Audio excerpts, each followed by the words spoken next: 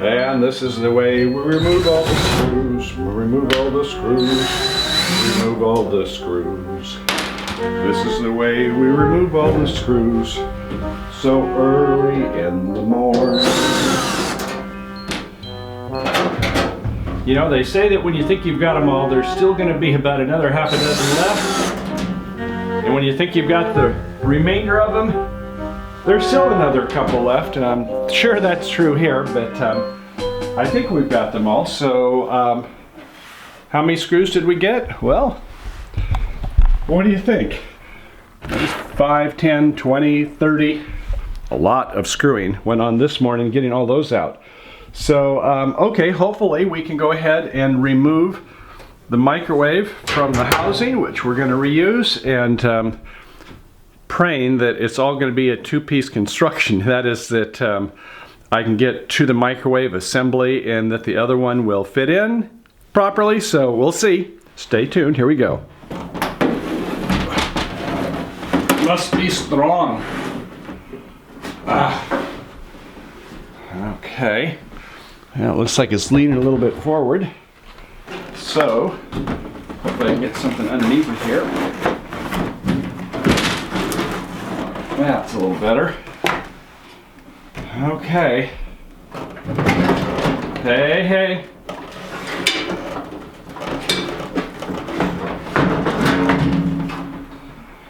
There we go. By the way, I see that it's got a fuse right there. I hope that fuse wasn't bad, is what the problem was. But if it was, you know, there might be an underlying reason. So here we go. I'm giving you a little shortcut of what really happened. Had to actually slide this piece out. So that was kind of a little bit of a dramatization. But sure enough, this piece was a chassis here. And it does separate from it. Famous last words up. As I spoke, there's always another one somewhere, isn't there? Okay. There we go.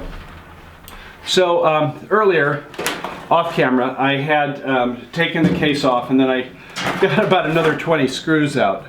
But you kind of got the idea. So what happened was that I was able to get to where I got the housing and the shroud, the cover is like, ugh. Now's when it's nice to have two people. There we go. And there is the part we wanted to get to. And so yeah, it looks like, you know, I had to cut the power wire off to get it to go through that housing, but there is Exhibit A. So what we've got is the framework for the microwave. Old microwave is over here. New microwave over here. Hopefully they're about the same size and that it will fit in. Now as you can see down here, we've got a kind of a extra bracket they put in to kind of shim up the sides. And there's one in the back. And it looks like that's where the power goes through right here. So, okay, well let's go ahead and set the other one in and see what happens. New Panasonic. What you gonna do for us, big boy? Well, it starts.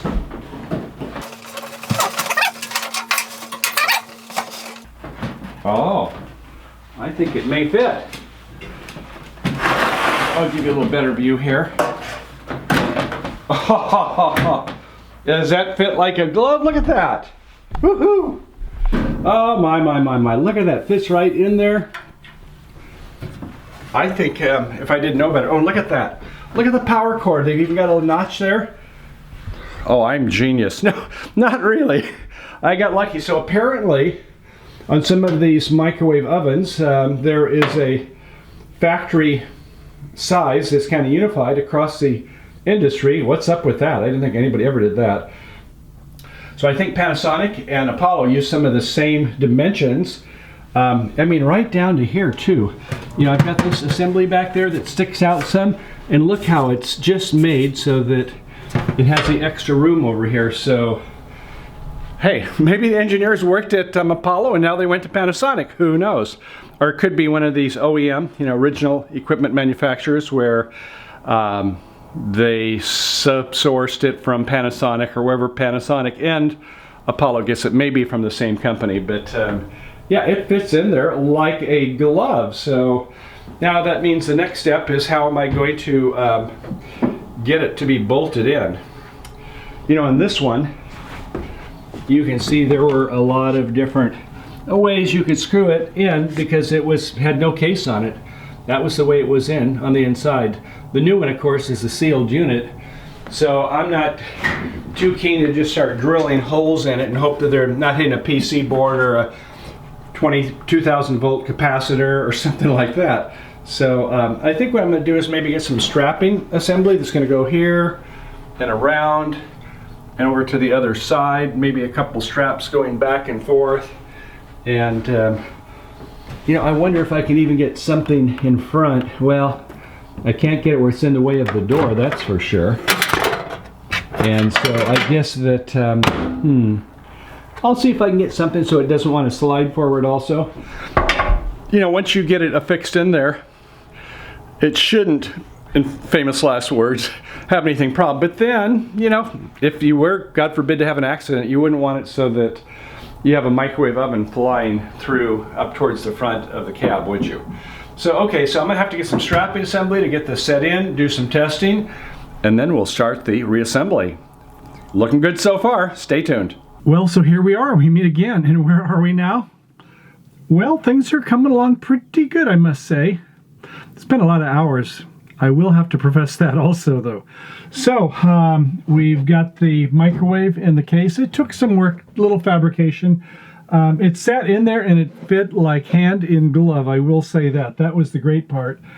But there's always a couple this and that's. Now, the other unit, that Apollo, was a built-in, which means it had no case in it. It was just in this outer frame, and the wiring was integrated, meaning it was hardwired. So, as a for instance, here's the power plug that came with it, and I had to just chop it out, and I had this interesting discovery, which kind of set me back a little bit. This is a 20 amp NEMA plug, as it turns out, and you start learning about the P versus the R's, the plugs versus the receptacles, the males versus the females. And so when I saw this sideways connector, I thought, uh-oh, how am I going to adapt it to it? And it took me a while to figure out that, well, this plug that's in there is for a 20 amp, 110 volt, and it does have a T. So if you have this typical, what do they call them, Edison, North America, three-prong plug where the two are vertical, yeah, that plug works for either one of them. So that was good. So I could go ahead and get the microwave in there. I was kind of worried about what the voltages were in that for a while, but I got past that. And, yeah, the cable that went through, the opening was about this big. You know, what is it, about a half an inch?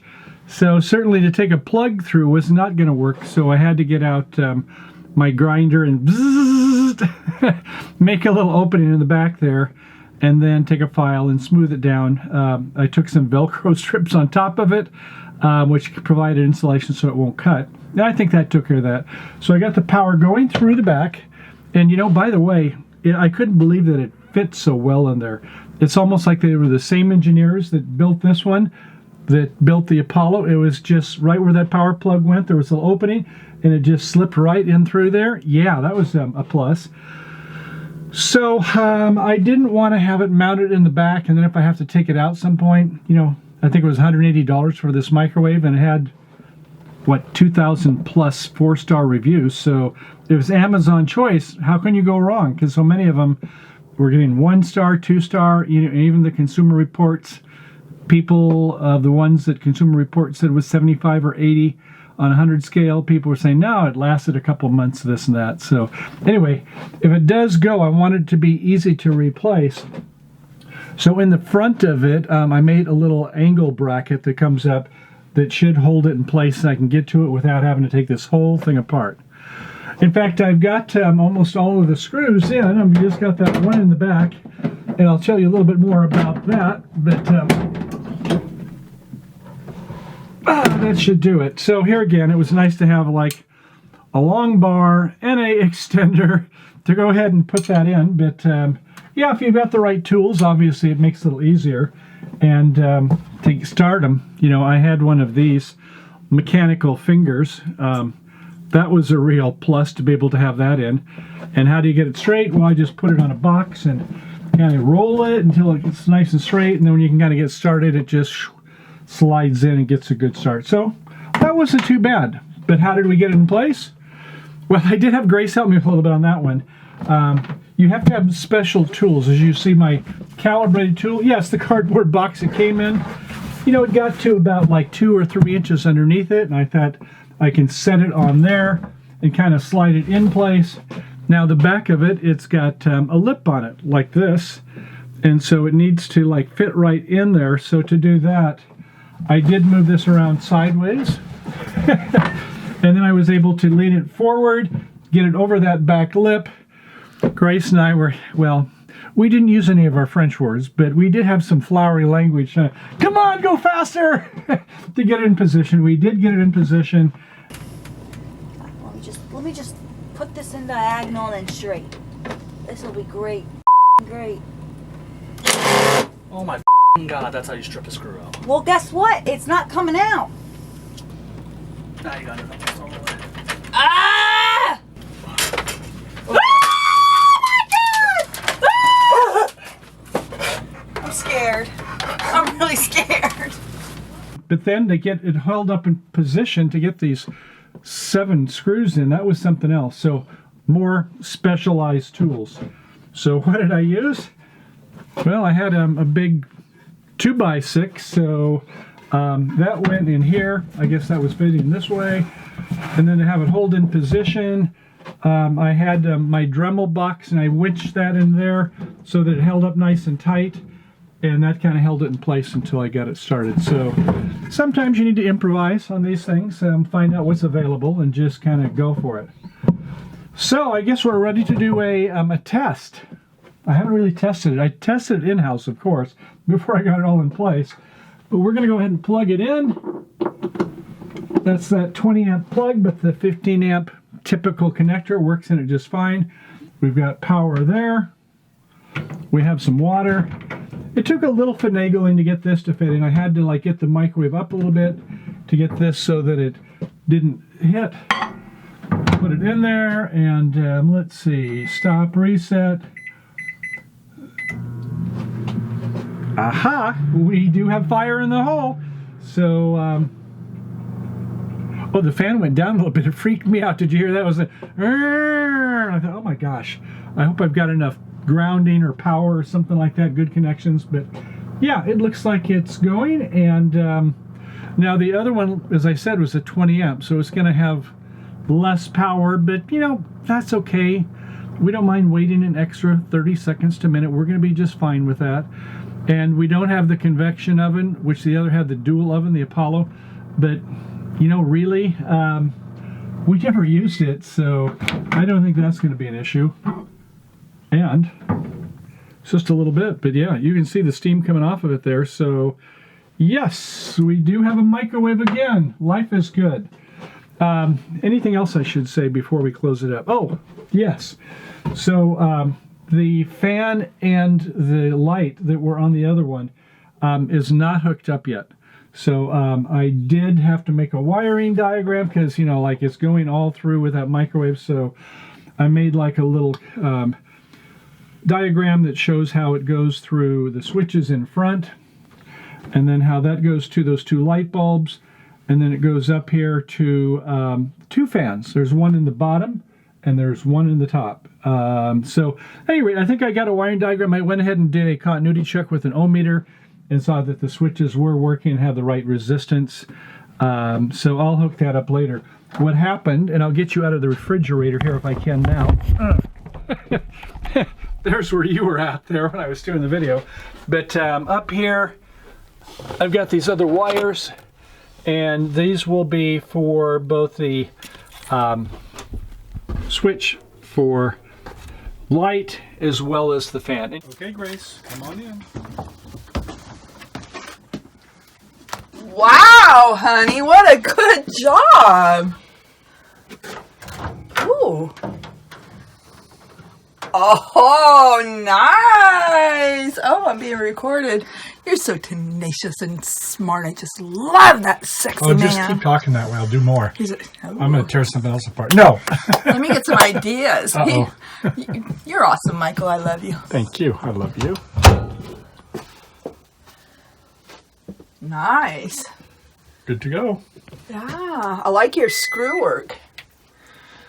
Yes, well, I have some little caps to put in some of these here, so stay tuned. Was the other one, did the other one come out like, or?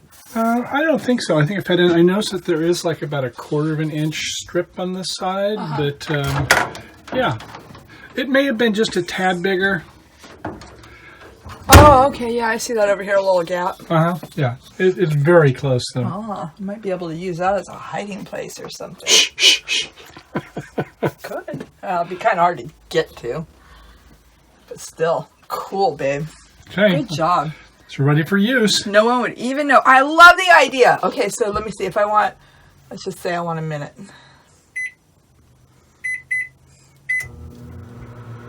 Wow, yay, we're back. We're back. I think you want to have something inside though. But I did do a little test with it, yes, and it Nice. definitely makes hot water. So we are good to go. I'll drink to that. Okay. Will you share? I'll share. It is time for us to enjoy the spoils. Happy New Year, baby. So I think that is about it. I hope you enjoyed the show, and yeah, these things, they're kind of fun projects, but you have to be a little bit tenacious. Take your time and realize is that the time you think it's going to take, double it and then multiply by 10. No, hopefully not that bad. But it does take a while to get these things done. So if you like projects, fine. If not, you know, like I say, I had the wholesale warranty insurance, and they say, well, take it in, and you go take it into a shop, and most of them, well, what do you want me to do with it? You know, I don't know anything about magnetrons or whatever. So I just kind of bit the bullet and said, yeah, I could do it myself. Sure. Gives me something to do during the holidays. So I hope you enjoyed the show. Give me your comments, like, subscribe, and look for more of these if you like the how to do. Okay? Okay, peace out. See you later. Bye for now. Have you been to California? Seen the sights and people there? Walked the streets of sleepy sea towns, tasted salty ocean